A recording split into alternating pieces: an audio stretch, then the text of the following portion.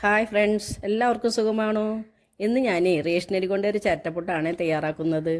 നമ്മൾ തൃശ്ശൂകാർ റേഷനരി കൊണ്ടൊക്കെ ചിരട്ടപ്പുട്ട് ഉണ്ടാക്കും കേട്ടോ. പുട്ടുണ്ടാക്കാൻ തലേദിവസം രാത്രി അരി നമ്മൾ വെള്ളത്തിലിട്ട് വെക്കണം. പിറ്റേ ദിവസം ഒരു അരിപ്പ പാത്രത്തിലിട്ട് വെള്ളം കളയണം. പിന്നെ മിക്സിയുടെ ജാറിലിട്ട് നമുക്കിത് പൊടിച്ചെടുക്കാം. ചെറിയ തൈയോടുകൂടി പൊടിക്കണം. അരിപ്പൊടി വറുത്തെടുക്കേണ്ട കേട്ടോ. പൊടിച്ച അരിപ്പൊടിയിലേക്ക് തേങ്ങയും ഉപ്പും ചേർത്ത് നമുക്ക് മിക്സാക്കി പുട്ടുണ്ടാക്കാം.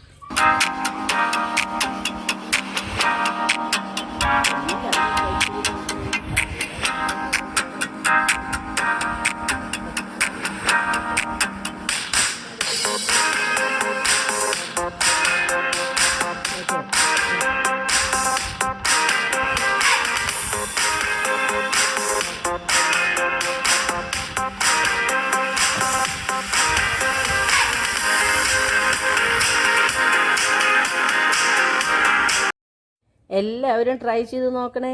ട്രൈ ചെയ്താൽ മാത്രം പോരാ കേട്ടോ. ലൈക്കും കമൻറ്റും ഷെയറും സബ്സ്ക്രൈബും ഒക്കെ ചെയ്യണേ. അപ്പോൾ അടുത്ത വീഡിയോയിൽ നമുക്ക് വീണ്ടും കാണാം.